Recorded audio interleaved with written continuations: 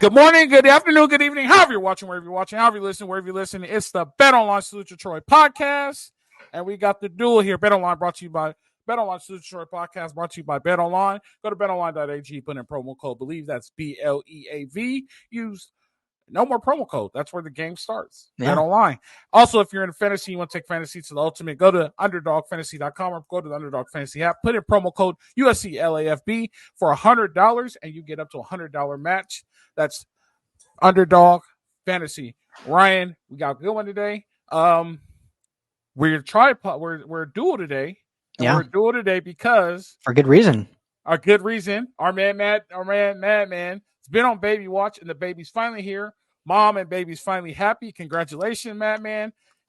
Wish you nothing but the best in fatherhood, and can't wait to get you back. And it's a great one. We got go ahead, Ryan. I was gonna say best club in the world. He just joined, Dad Club. So congrats, Madman, on being a girl dad. We're definitely going to see him with a beard. I guarantee you, we're going to see him with a beard now. He's going to learn. He's going to be with a beard so quick. We got a great host. We got Ryan Harings from. Say it for me, Ryan. Locked On Badgers. Locked On Badgers. We got him, a great Ryan Harings host today. We're going to talk a little Badger football for you guys, preview the game, and get ready for Saturday.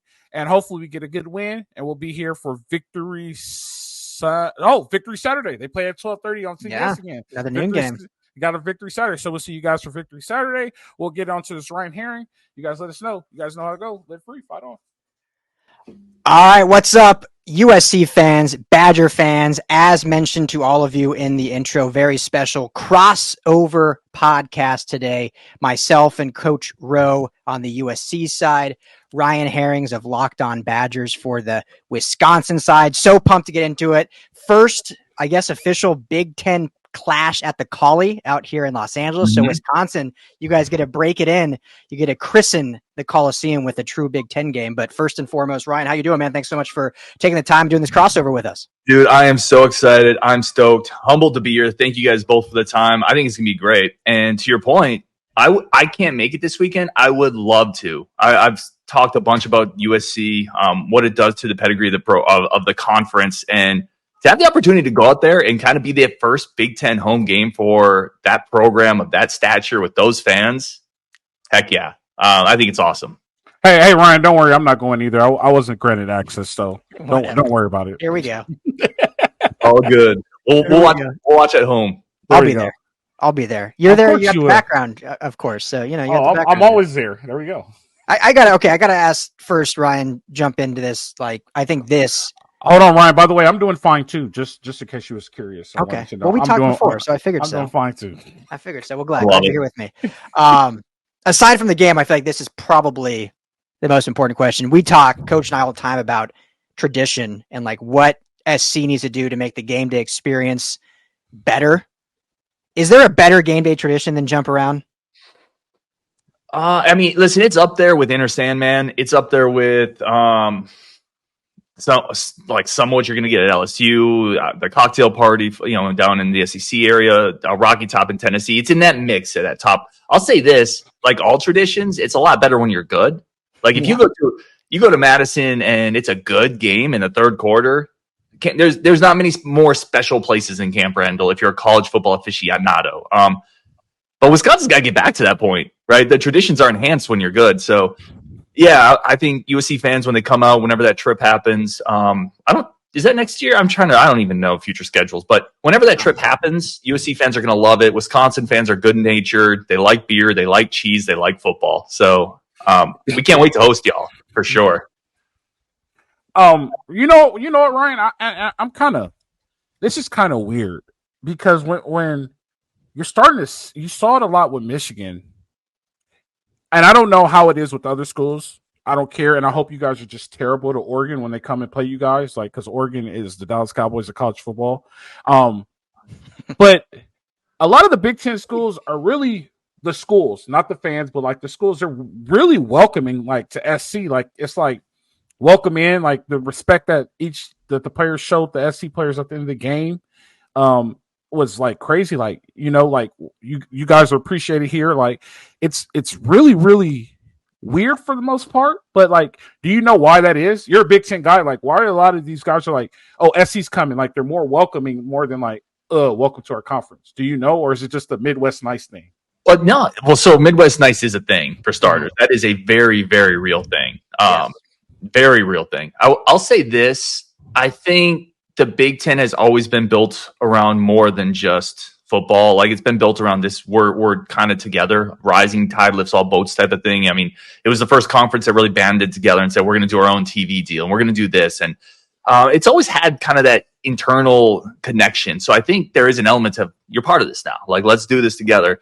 Now, I'll say there's going to be fans, and like, fans are going to be frictionless, right? Like, it's not going to be as smooth with fans, because there's also an element of Big Ten people want to show SC, like, this isn't a walkover. Like, we've heard how SC and Oregon are going to come in and kind of immediately establish a roost at the top part of the tree. So there's going to be fans that be like, hey, you got to earn it. And that's what a lot of fans were watching last week, USC, Michigan. And I think there were some Big Ten fans cheering for Michigan, quite frankly. I would never cheer for Michigan, by the way, because you don't want somebody to come into your house day one and like get the seat at the top of the table, right? Mm-hmm. And so I think the fan bases will be less welcoming. And I was curious to ask both of you, how has it been? Like, I'm sure I'm not the first person to ask you this, but you've kind of settled into a wing of the Big Ten hotel. Like, has it been roomy and nice, or has it been kind of like weird and full of odd people? Like, how has it been settling into the Big Ten? So I'll go first real quick, Warren. Yeah. So like I said, it's kind of weird, because it's like the people in the hotel, and to use your description, the people in the hotel are like, yeah, make yourself at home. Welcome. Like, we appreciate you guys being here. Like, it's so much fun having you here. We talked to a guy last week from Maize and Blue. He was great. Like, a lot of people we talked to who are really like football people are like, we're so happy to have you here. But then once we leave the hotel and walk the street of Big Ten town, they're like, ugh, SC's here. You know what I mean? So it's kind of, it's so weird, because like the football aficionados and the people in Depton is like, we're so glad you guys are here. This is so great for football. And last week proved how great it is for football. Mm-hmm. But the I guess the rest of the town is like, we really don't want you guys here. Why are you here? Yeah, well, I think you can split it up like in everything in life, Twitter versus real life, right? I mean, I think everyone I've talked to in real life, and I knew people at the Michigan game. I know we keep referring to that, but that was just the first Big Ten actual matchup.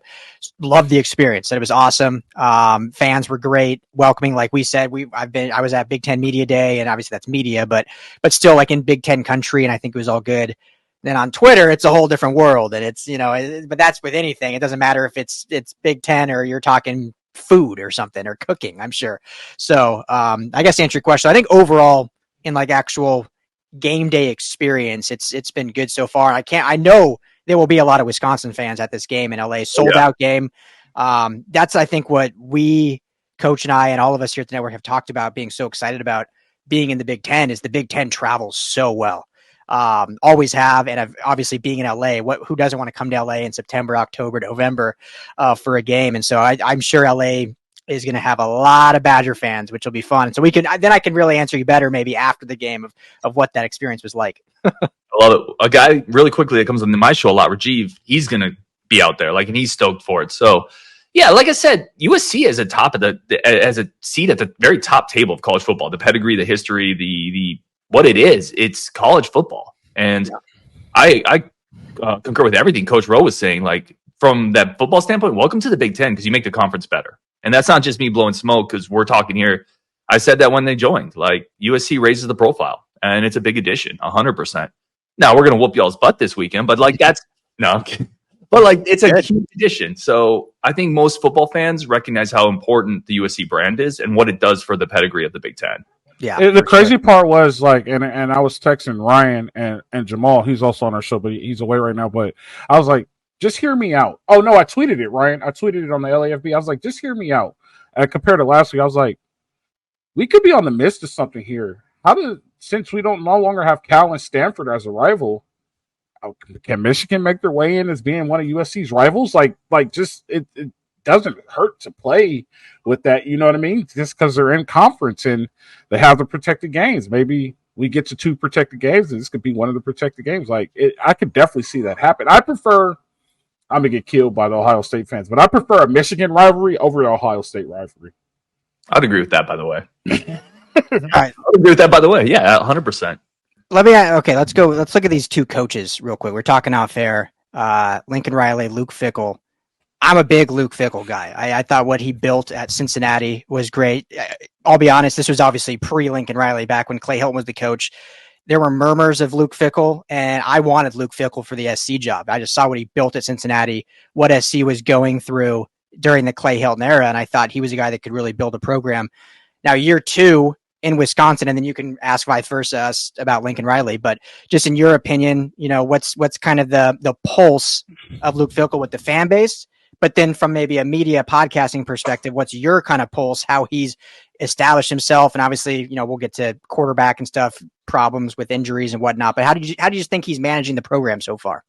Yeah, that's a great question. Listen, when Fickell came on board, Badger fans were as excited as you get free tickets to a cheese festival. That's about as excited as they were.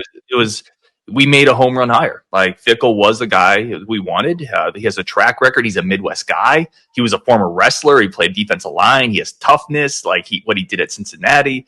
And then he went out right away and he made splash hires at a coordinator spot. He brought Phil Longo in, who was North Carolina's offensive coordinator. We're going to install this new offense. He has a history of producing NFL quarterbacks. And it felt like, this is great. Like, what's going to go wrong? We're still going to have this defense. We're going to be able to run the ball. We're going to be able to pass the ball. And none of it's just clicked. It's felt inconsistent. Wisconsin hasn't been able to generate an identity on offense. Badger fans are getting pretty frustrated because, truthfully, you moved away from Paul Chryst, who at the end of the Paul Chryst era had gotten a little stale, but people don't know this. Paul Chryst won nearly 70% of his games as a head coach. You don't get fired very often winning that at that clip. And it hasn't gotten a lot better since Luke Fickell came on board. So Badger fans are getting a little frustrated, but ultimately it's 16 games in. And that's kind of the point I've made is you can't cycle through coaches so quickly where 16 games in, you're already like, all right, let's hit the reset button again. Because then you're constantly cycling cultures. You're constantly cycling the roster. And it's what Nebraska did for a while, right? They just kept hiring the wrong coach and giving up too quickly. I don't know. Maybe not giving up too quickly. I think they maybe held on to a couple of those guys a little too long. But my point is you can't cycle coaches. So I'm not ready to move on for sure. I think some Badger fans, though, are starting to get to that point. And I'm curious from your guys' perspective. Like, I think we talked off air. You both like Luke Fickell. Like, how long as a fan base do you give a new coach if you're not seeing immediate results? Especially in the portal area where you can bring in players quicker. So, go ahead, Coach. So, I say never give up on Luke Fickell unless it gets to the point, right? Most contracts are 4 years. Luke Fickell is an established coach in this industry. Luke Fickell has been able to go to places and make an instant splash because of the level that he's been at, and he's been coaching above the level that he's been at, if that makes sense. Cincinnati was above that level. Right now he's in a Power 5 conference in a very, very good conference, probably the best conference in NCAA football as of right now. Like, we're on every channel, ESPN, Fox, CBS. Like, we are the conference of NCAA football right now. Giving up on him now makes absolutely no sense. And like I told you, like, Luke Fickell is going to be like Novocaine. Just give it some time and it'll come in, right? And that's one of the best lines we ever heard in any movie. Like, just give it some time and it'll work. He has a lot of things up against him, right? So this is the thing he has up against him. I don't know the NIL situation, but I doubt the money matches Ohio State and Michigan, right? Like, realistically, right? At the end of the day, it's Camp Randall. It's Madison, Wisconsin. You know what I mean? Like, you have to bring in players that are special people for a special situation that's going to be committed to building something and not ready to bounce after 1 year.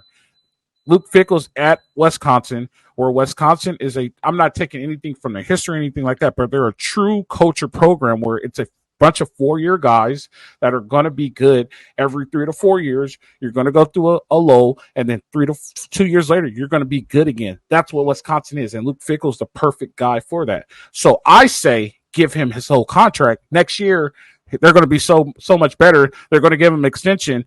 2 years from then, they're not going to be as good as they were 2 years ago. They're going to be ready to fire him again. And then that 2 years later, he's going to be good again. That's what he builds there because he has to build 4-year guys who want to stay there. I say give him the opportunity. I'm a big Luke Fickell guy. I'm a defensive guy. I love everything Luke Fickell does. Just let him do what he does. Let him do what he does and let him just make that magic happen. Just be patient. Go ahead, Ryan. Ryan. I agree. I really like Luke Fickell. I mean, I think he was 4-8 or something his first year at Cincinnati, and then won 11 games his second year. With the program like that, and what obviously better than me, but finished 7-5 I think last year. And I think this year, I think that losing to Alabama maybe the way they did, but you lose your starting quarterback like in the first quarter or whatever it was. I mean that changes everything. So I think this year.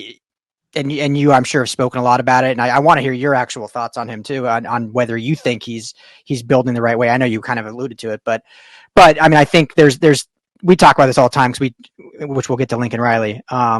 It's like so much of college football is judged by wins and losses, as it should be, especially with how much these coaches are making. But there's also a right way to get to those wins, and if you can see true growth and building, and your 2025 class is like 27th or something like that right now, which is, I think, fairly solid. As long as you finish in that top 25, then that's a pretty good recruiting class. So he's recruiting well. So, I mean, there's just so many factors now with NIL. It's crazy, but I love Luke Fickell. Like I said, I wanted him for the SC job 5 years ago. So we'll see. Let me ask this question real quick about. So let's be realistic about Wisconsin. What are the expectations for Wisconsin? Right? Is it to win a national championship? I would say, and that's a great question because that's very fair. The expectations at Wisconsin are pretty high because Wisconsin has been to a bowl game 22 straight years, right? Wisconsin there's pedigree here. Now, Wisconsin is always right below that blue blood tier, but they've been solidly there. So expectations are you're competing for playoff spots, especially with the 12-teamer, right? Not as much with the 4, but you're not getting there every year, but every couple of years you are competing for that. And you're never having a losing season. Like that's kind of the expectation at Wisconsin. And for 22 years, they've done it.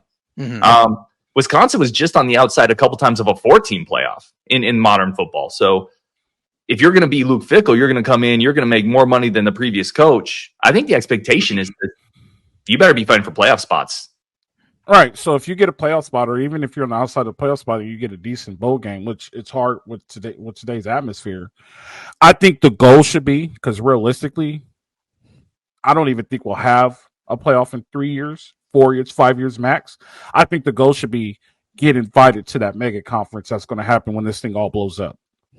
And are you in a position to be invited to that mega conference? Like, don't quit on a guy and your expectations aren't national championship or bust. If it's to have a winning season and make a playoff, let them establish that and get to that. Have realistic expectations because, like you said, you're going to create a revolving door, having coach in, and you waste a lot of money, and it's hard to recover from that. And that's what UCLA is about to start doing right now. So that's just my opinion on that. We can go to Lincoln Riley. I'm just trying to help your fans out, Ryan. Appreciate it. And like people have been a little frustrated. Patience. Let's be patient. Riley's an interesting one too. Because listen, over the offseason, Tackett Curtis, former USC linebacker, came over. Yeah. And just it felt like the toughness on USC was never established. Like the defensively, culture in the locker room, whatever it is, it feels like they've addressed that. I mean, it feels like they have fully addressed that. It looks better. Is this the year, the era where Lincoln Riley says, "Yeah, I had to change. I had to adjust. I had to evolve. I can't just be a quarterback guy." Right? Yeah, 100%. And they were not a tough team last year. Probably even both his first 2 years, even though they won 11 games his first year. And he said, "What was the quoting, coach? Like after the UCLA game, UCLA lost, he said that was the best thing for me because it made me hungry or whatever." I don't know. I'm paraphrasing, but basically, like sometimes you need to hit that rock bottom to realize, like, okay, I got to totally change what I'm doing. And you've heard we don't need to, and we've talked about it a ton. We don't need to go into it, but obviously the coaching hires he made on the defensive side were huge. The strength and conditioning regimen they changed in the offseason. I'm sure you've seen the number 1,400 pounds as a team gained since January. The style of practice. Now I can't be inside practices. We're there right before we watch warm-ups, then we leave and come back for interviews. But USC's media team is actually, they've really done like inside, a documentary, if you will. So there's some filming they do inside, and you can just tell the intensity is much higher at practice because they played soft last year because I think they probably practiced soft. So there was absolutely a shift in ideology of what Lincoln Riley did. And, they didn't beat Michigan. They have a tough test, as we're talking about, with Wisconsin. Wisconsin always is going to be a tough battle team with the trenches. I mean, some of the greatest running backs in college football history hail from Wisconsin. So they gave up 290 to Michigan. I mean, if that doesn't get easier against Wisconsin in the running game, which we'll get to. And so it's being tested now, but I think we've all seen, whether you're Cover SC, an SC fan, or just a Big Ten fan or Wisconsin fan, I think everyone can admit they are a tougher mentality team than they were last year. So long-winded answer to your question, but yeah, absolutely. He's changed his mentality, and I think it's happened a lot quicker than even we expected. So we gave, I don't know, and we have this theory that Lincoln Riley watches our show. It's weird because every time we say something, it legit happens. Either we really know what we're talking about, or Lincoln Riley is taking advice from our show. I'm gonna go with the latter. I'm just gonna be a little, but it's like we had a bunch of checklists for Lincoln Riley, and it seems like media, he wasn't very great. He got very well in the media, learn how to say the right things. Check. He has to go fix his coaching staff. Check. He has to recruit the right players. Check. He has to create a culture. Check. He started checking all these boxes off. You know what I mean? And we're like, we saw it early spring. We're like, there's something brewing here. Like, he's checking all these, but like, there's something brewing here. We saw it with LSU. Like, and then like the thing with Michigan, we lost to Michigan, right? And from our perspective, that loss to Michigan is what we needed. But then again, it also shows the fans that, oh, there's growth there. That's why the SC fans are like, well, it was just 3 runs. A year ago, it would have been 14 runs, right? And so, like, we see the growth. We see how much better the team is. There's a difference on the sideline this year than it was last year, right? And, like, there's things that are more engaged. Like, there's no giving up. There's a lot of fight. There's stuff that we're seeing. Were they a little soft the past years? Yeah. I don't think they're soft this year. And I think there's a little edge to them now. So I think Lincoln Riley has a place to be. He has another 8 years. I think he's going to fulfill those 8 years. And I think he's making the right steps in the right directions. He replaced these coaches that he's going to lose in the years down the road with equal or greater, with coaches that are equal or better than the ones that he has now, to make this program be successful and be at the top of the conference and be at the top of college football.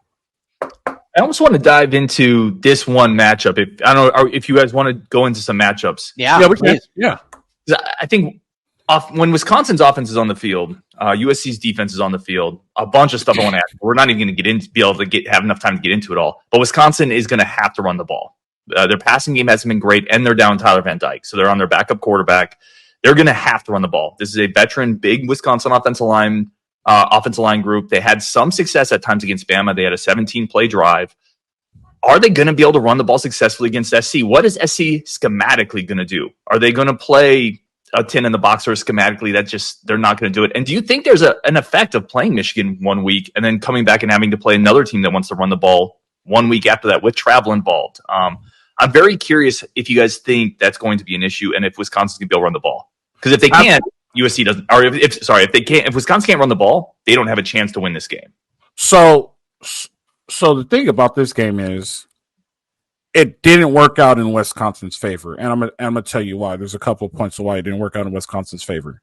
This was supposed to be like a true trap game. This is supposed to be, we just came off a win from Michigan. Now we have to play Wisconsin at home. We're high. Do they know how to win? All these things that you need to worry about as a coach, like, you know, and everybody's worried. But it didn't work out that way, right? So there's 2 teams that could come out for SC. There could be a team that fix all their mistakes, because that run down at the goal line, Arnold, he just ran up the heels of the defensive lineman, which is fine. But if he goes and scrapes over and fills that hole, SC wins the game. Wide open hole, SC wins the game. There's another thing that I want to see. Can SC play through the hole? Apparently, according to Twitter/X, holding is a common thing in the Big Ten. I don't know. That's what they're all saying. We need to get used to that. They have to play through the hole. I think that was my post. I think that's the post you saw and you disagreed with. Oh, is that what it is? Like, holding is a common thing in the Big Ten. Well, and USC fan said all this holding isn't getting called. I think I said, listen, that is the Big Ten. Like, I'm sorry. Like, that's what everyone's saying. Yeah. Yeah, they have to play through the hole. It's the way the game is. They have to play through the hole. The issue with Wisconsin is that they're playing after SC just lost to a team that ran the ball, and they want to come and do the same thing. Mm-hmm. With the coaching staff, I think that they're able to fix it, and they won't be able. They'll get plays. When you run the ball that much, a run's going to bust. Look at Army, Navy, all these triple option teams. You're going to bust one. Can you control the big runs, and can you get a big enough lead? Now, the thing that worries me is that SC's a 16-point favorite. I don't know where that came from, but I don't think it's that. Yeah, they're a 16-point favorite. I don't think it's that big. I really don't think it's that big. I think it's more maybe 10, maybe 8, 6 on a good day. But SC should be prepared to see this run, and they understand what they have to. I think this is a team that carries a chip on their shoulder, and they're willing to prove people wrong. So that's what we're going to see offensively and defensively. SC being able to stop the run and controlling the big runs at key points in time. Yeah, and just to add to that, Lincoln Riley actually said in his presser kind of just that a little bit, Ryan, is when we're facing these runs, there are going to be a few busted moments, but can we contain that bust moment to 10 yards and not 63 yards like what happened last week? And so if they can have those where it's like, okay, one does break, but it's 10, 15 yards and they buckle down and force a punt. But to more directly answer your question, we saw a lot last week, 8, 9-man boxes and just playing man on the outside. I would expect a lot of the same. I haven't, me personally, you could answer more, which I'm going to ask you after. I haven't watched a lot of Braden Locke tape, so I'm curious of what his pocket presence or what his passing ability is. I'm sure it's gonna be better than what Michigan put out last week, regardless. So that it'll be a bigger threat in that regard. But I would expect to see fairly big, 8-man boxes playing man on the outside. Dan Lynn's system, and Coach, you can speak to this. They do really well switching up zone and man. I mean, his scheme is really tailor-made to his players and tailor-made to the teams they're playing. They've done different schematic looks for almost all 3 games. But depending if Michigan if Wisconsin comes out and wants to really establish the one early, I would expect to see those heavy boxes with just man on the outside.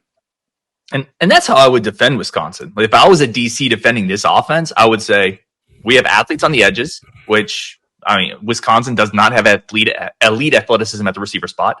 I would say we're going to put 8 in the box, 9 in the box, prove you can throw it. For USC fans that might be curious, I'll give you the 30-second scouting report on the offensive weaponry. It's not extensive for Wisconsin. It just isn't. Certainly Braden Locke provides a stronger throwing threat than Alex Orji did. Wisconsin will come out in 10 personnel. They'll come out with a couple receivers. They'll come out in 13, right? So they'll spread you out a little bit more, which does make it a little harder to stack the box. Locke is not mobile. He's not going to threaten you on the edges. He's not an Alex Orji. Not a great arm either. And he's had some issues with pocket awareness. Like he's a number 2. Like a lot of teams don't have a good number 1. Almost no team has a number 2 they can plug in and not miss a beat. Wisconsin's running backs, there's not a game breaker there. It's a deeper stable. You're going to see a couple different guys, a couple veteran guys. So it's not an offense with game breakers, and it's not an offense with an elite quarterback. It is an offense that's going to threaten you more than Alex Orji through the air, which is might cause a few issues. You might get hit with a play action pass where you have 8 in the box. Those things happen as well. But yeah, I would just stop the run. I would say I dare you to throw on me if I was USC. That's how I would defend Wisconsin right now. And Wisconsin hasn't been able to make people pay, for a while against teams that do that. Yeah. Well, you saw against Alabama. I mean, obviously the score looks a lot more lopsided, but Wisconsin rushed for 149 yards in that game, and with the backup quarterback, so they were still able to move and being down. So I mean, it's definitely a running threat. Who of that you can answer quickly, but of that stable, because I think there were 2 guys with 11 carries. It seemed pretty well balanced, but who is kind of the lead guy, or is there truly not? Is it truly like, hey, we got 2-3 backs that will just rotate in seemingly? Yeah, you're going to see 3 guys. You're going to see Ches Malusi, who's the veteran. You're going to see Tyree Walker, who's a bigger power back. He was at Oklahoma last year. He runs really low, good center of gravity. And then you're going to see Cade Yakimelli, who has actually been the most explosive of the 3. He hits the holes pretty quickly. He's decisive, goes north-south. You're going to see those 3 for the most part. And I will point out, Wisconsin is 9th nationally in time of possession. They've strung a 17-play drive up against Bama. So they will try to control the clock. Mm-hmm. And that will be the game plan offensively. Defensively, Wisconsin has, I think, more. I feel better about Wisconsin's offense against USC's defense than Wisconsin's defense against USC's offense, if we want to switch it to that side. Yeah, go ahead. That's okay. Perfect. So what we saw Michigan do against USC's offensive line, and obviously your guys' perspective covering USC might be a little different, but nationally it looked like Michigan mauled. Yeah. Like Michigan has that's our perspective too. Yeah. Yeah. Michigan has an elite defensive line. Wisconsin is nowhere near that. Wisconsin isn't even near traditional Wisconsin standards. They've struggled getting pressure all year. And I think Wisconsin's in a really tough spot where they're not going to be able to get pressure with 4. But Miller Moss is really good against the blitz. He's a smart quarterback. He sees where it's coming from. He understands where to go with the ball. I just don't know what Wisconsin's going to do with Miller Moss. I think you got to make him uncomfortable, but they're going to play a lot of risky stuff if they try blitzing him. So I think the question for Wisconsin is, do they rush 4, play a little more cloud coverage, and just say, try to dink and dunk all the way down the field against us? Can you be that patient, Miller Moss and Lincoln Riley? Or do we blitz and say, we just hope we get to you? And it's a tough spot for Wisconsin fans. I think that's where Miller Moss is going to give Wisconsin a ton of issues this week. So, and I think a lot of people, and this is starting to become my new Austin Jones, Ryan. I think a lot of people are underestimating how good Woody Marks really is in this Lincoln Riley offense. If you rush 4 and we're able to get the edge, Woody Marks is going to have a day, right? Mm-hmm. Like last week, he had a quiet 100 yards, and he averaged 7.7 yards a carry last week. Very quietly did it, but he did it. Like 7.7 yards, you're ahead of the sticks, right? By him getting the ball. You have to be able to bring one more. The thing about it is, and I say this all the time, I think Miller Moss is an elite quarterback, and you kill me if you want, but the reason why Miller Moss is so elite is because his pocket presence and his ball placement. I don't think there's very many quarterbacks who could do what he does as far as pocket presence and ball placement in college football, which is why they're projecting him to be like the second or third quarterback off the board right now, just off of what he's shown in the film.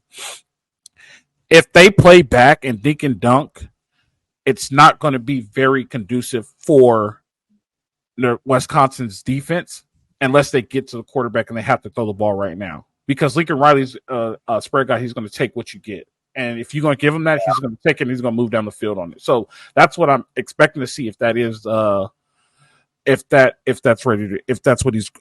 what they're planning on doing. So it's taken us 30 minutes to bring this up, but we obviously have to talk a little Alex Grinch, and you mentioned the defense.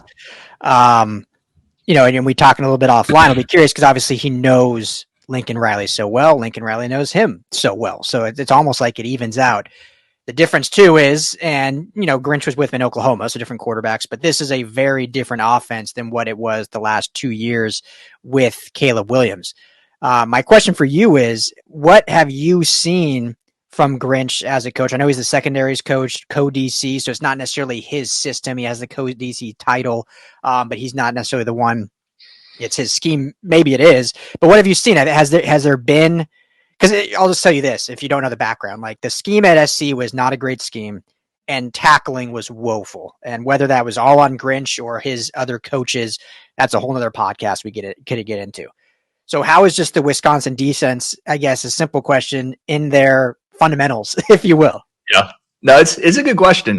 So Grinch coaches safeties. That's his primary role. And he came into a safety room that's pretty veteran. Hunter Wohler, our safety, is one of the best players on the team. There's veterans in that group. The secondary as a whole is the strength of Wisconsin, which is certainly going to be tested with the playmakers USC throws out on the field.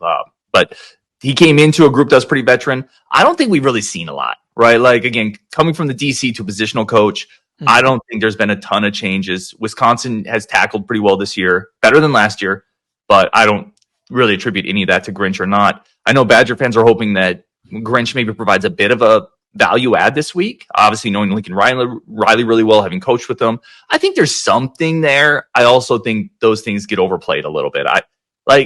We've seen 3 weeks of these are the route trees that Branch wants to run. Like, it's more, can you cover it or not? And the answer with a guy like that is usually no, right? Mm-hmm. Like, Lincoln Riley's a really good play caller and he's going to scheme it up. So I think it's a fun storyline. There's a couple of those. We talked about Tackett Curtis. You're going to see him actually play quite a bit. He's been earning more and more reps for USC fans that have followed his recruitment. CJ Williams came over last year as well, the receiver. He has struggled catching the ball. You will probably not see a lot of CJ Williams. But yeah, the Grinch thing I think is something to be talked about, but I don't think there's a ton there. Yeah, and Coach, you can go next, but just specifically about Tackett Curtis, it seems like he's played pretty well for Wisconsin so far. I was really high on him, Ryan, when he recruited. He got the start as a freshman. Like there were even talks. I don't know if you know the history of SC, but it's like a history thing, like 5-5. Who gets the 55 as a linebacker? There's only a few through history. It's not anyone can get it. Basically, a former linebacker that wore 5-5, Junior Seau, you can go down the list, almost have to like accept it or like allow it. And there were talks like, could Tackett finally, it's been years, like could he be? I mean, he got the start as a freshman. And unfortunately throughout the year, he kind of, digressed a little bit. Like his tackling got a little bit worse. He was not in the right places sometimes. But I think there was still a lot of upside there. So just overall from him, what have you seen from him and kind of his role within the entire defense? Yeah, man, Ryan, I'm right there with you. And not surprisingly, sharing the same first name, we have the same affinity for hard-hitting linebackers. His film out of Manny High School, that's some of the best and most enjoyable high school film you'll ever see. He just obliterates people. Wisconsin was right in that recruitment as well. Broke my heart when he went to SC. And then he came over to Wisconsin. He was hurt. Like he was hurt in spring, getting better over the summer. He was hurt a little bit last year. He's been starting to fill into that role, and Wisconsin's just kind of let him be that athlete a little bit more. He's noticeably been better than the starting group when he's been out there. And I think those reps are going to continue to go up because when he's at his best, that high school high 4-star version of him, he's a physical guy who can be, at least in the running game, really shut down a lot of angles. So we're seeing more on that. I'm very curious, again, just thinking with USC's offense against Wisconsin's defense. Wisconsin has had struggles stopping the run this year. Coach, you talked about the running game for USC.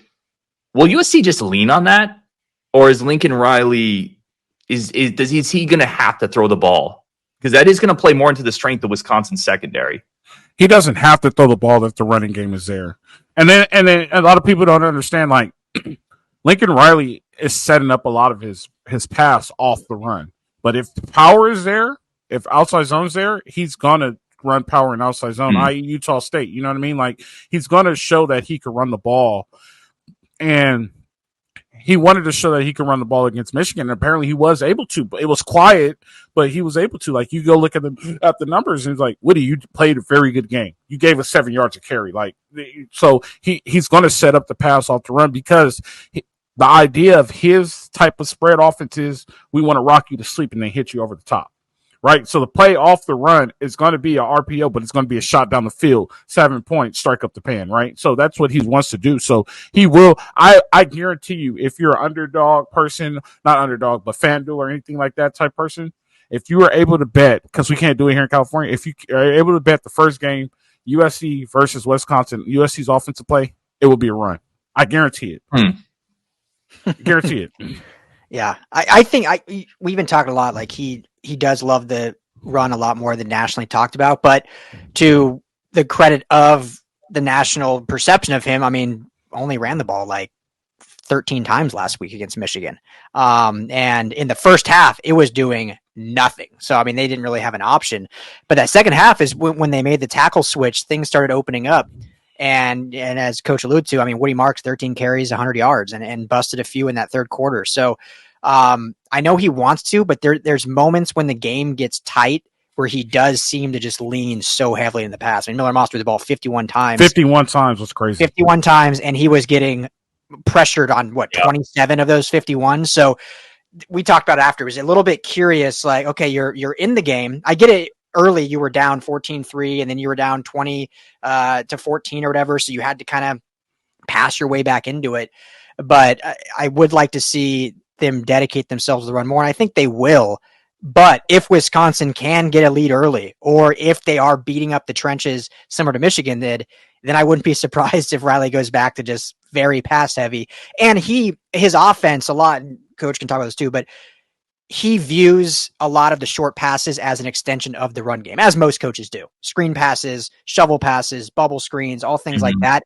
To him, is just an extension of the run. It just happens to count as a pass in the stat sheet. So they had like 18 of those plays last week. So technically you could say those are 30 runs then if you combine the running plays and the screens and bubbles. So it just depends how you want to look at it. But I would expect for sure a heavy dose of that.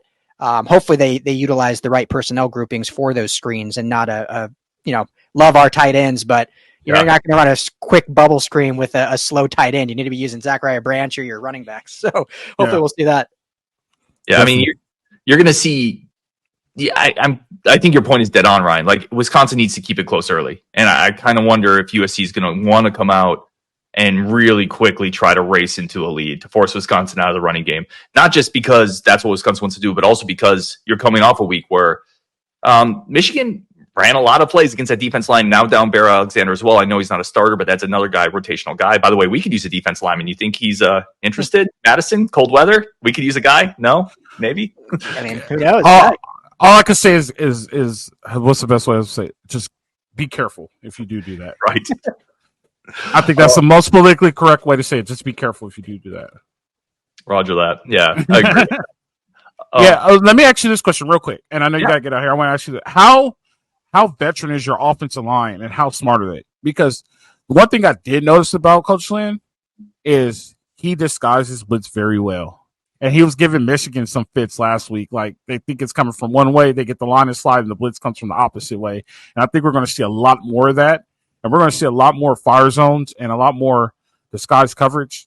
Will the offensive line be able to pick that up for Wisconsin? If they don't, I'd be surprised. This is a very veteran group. The offensive line is the strength of the offense. Both tackles are seniors. They're probably both going to play in the NFL. The center's a senior. He was over with Luke Fickell in Cincinnati, started against Bama in that game. He was the all-AAC guy. Joe Huber's a guard. He's a senior. Everybody's experienced on the offensive line, experienced and big. It really is the strength of the offense, which also isn't saying a lot. Like, it's not been a very good offense, but that's why they've leaned on the offensive line. They've had 3 or 4 drives this year, 17, 18 plays. And it's because they've just been methodically able to move defensive lines a little bit at a time. So I do think they'll hold up pretty well there. I think where Wisconsin's going to get into issues for SC fans that might be curious, that first down run goes 1 yard. It's 2nd and 9. Wisconsin's receivers have had a hell of a time creating separation. They just get swallowed up. Now you have a backup quarterback, receivers struggling to create separation. I think that's where you could see some coverage sacks, right? Where they're just not getting that open shot, and then USC's pass rush gets home. I think that's where Wisconsin gets into a ton of trouble offensively. I got you. Yeah. Well, we love Wisconsin offensive linemen, and we've got the Los Angeles Badgers that play at SoFi with Logan Bruss finally getting his first start, Rob Havenstein, Badger legend. So, dude, I love Wisconsin always produces good linemen. So, well, bro, let's end with this. I guess I feel like we got to do score predictions, right? Like who we take it? I mean, is the line really? What'd you say, Coach? 16? Is that really what it is? 16 and a half. Last time I looked. Oh man, I don't know if it's moved. I'll check right now to see if it moved. But yeah, I saw that 15.5, so it's not far off from where you were at. It's maybe moved just a tick. I mean, I went on my show, and I think USC wins. I've called this a USC win since before the season. And I think, quite frankly, USC has looked a little better than I thought they would, and Wisconsin's looked a little worse. So nothing has changed from that perspective. I know some people think this is a letdown moment for USC. I think that's ridiculous. I think you're not going to have a letdown moment in the first Big Ten home opener with a sold-out crowd after you just got ran over a little bit by Michigan. Like, they're going to come out fired up. I think it's going to be like 30-20, like a 10-point win. USC. Wisconsin will control the clock at times, which is going to keep that offense, Miller Moss on the sideline. I just think Miller Moss is really good. I think the USC weapons are NFL receivers, and I think they have athletes on defense. So I have about a 30-20 game, which is a good game. It'd be another good game. I just don't think Wisconsin has a horse offensively. Yeah, like that. Coach, what you got? So, if you haven't noticed, Lincoln Riley has yet to put up 40 points. He has even yet to break the 30 mark. I don't think the game's going to be that high scoring. I think he leans on his defense a little bit too much, and this is a learning curve for Lincoln Riley because he has a good defense now, and he's leaning on them very heavily. I think the score will be about 24-10, and I think the 10 will come late on a touchdown, like in the fourth quarter, and when the game's almost over. That's not pretty at all. Coach, that's not pretty at all. I'm just being, all right. It'll be 31-30 SC wins last minute. There you go. Oh man, can't take the heartbreak there. Yeah, I think this will be a good game early as well. I don't want to, especially when we have guests on. I hate sounding like calling a blowout or anything like that. But everything you say, I think Coach made a good point earlier that had SC pulled off the win, I think this game would be a not even necessarily a letdown, but would be just closer because all those emotions. Mm-hmm. I just think the way they lost the way this team has come together in the offseason, I think they really put together a really solid game plan. I think it's close early, and Wisconsin keeps it close. I think they control the clock, like you said. SC the offense has not started good, even against Utah State. It took them a while to get going, and they have yet to have that like really quick start. I think it takes them a while, but I do think they pull away late in the fourth quarter once things start humming. I think we finally see a USC receiver have like a breakout game. I know Zach Branch had 6 for 98 last week, but I think we finally see one get like over 100 maybe. So I'm going to go 31-14 SC. Well, they did break the 40. They broke the 40 against Utah State. I don't even count that game, but they did break the 40 there. You're right. Yeah, 48-0, right? It could definitely happen. You play on the road.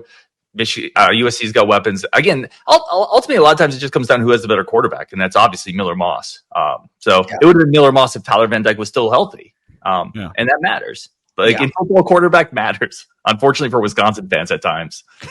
Ryan, let me ask you this question. I see a Navy flag back there. Did you serve? Yes, sir. 9 years, submarines. Yeah, thank you for your service. I have to always say thank you for your service. I come from a military family. I never served myself, but I respect you guys. And my father-in-law is actually, he's been in the Navy too. He was, I'm a mess.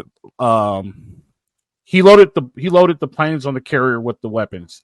Ordnance. He did ordnance. He loaded the helicopters and all the fighter jets on the carrier with the weapons. So he's actually worked on the one that's retired in downtown San Diego. He was on that one. Oh, that's awesome. Good man. Yeah, the Navy was great for me. That's awesome. Yep. Good deal. So thank you for your service, man. I appreciate you for coming on. Yes, sir. No, I appreciate this. This has been a lot of fun, and hopefully this is the first of many sync-ups, hopefully, between us. Yeah, absolutely. Deal. Yes, thank you. And I know your fans know, but let our fans know where they can find you and all your work. Yes, absolutely. Locked On Badgers, go check it out. And if you're Badgers fans, obviously these two guys up here, go check them out for all the USC coverage, especially if we win, we pull the upset. Please go check out their shows, see the post game, see them recant everything. But yeah, definitely go check them out as well for all the USC coverage leading up to the game and after the game. Love it. Well, good. Well, hey, man, have a blast. Wish you were out here in LA this weekend, but we'll certainly try to link up and be well, and we'll definitely stay in touch. Appreciate you guys.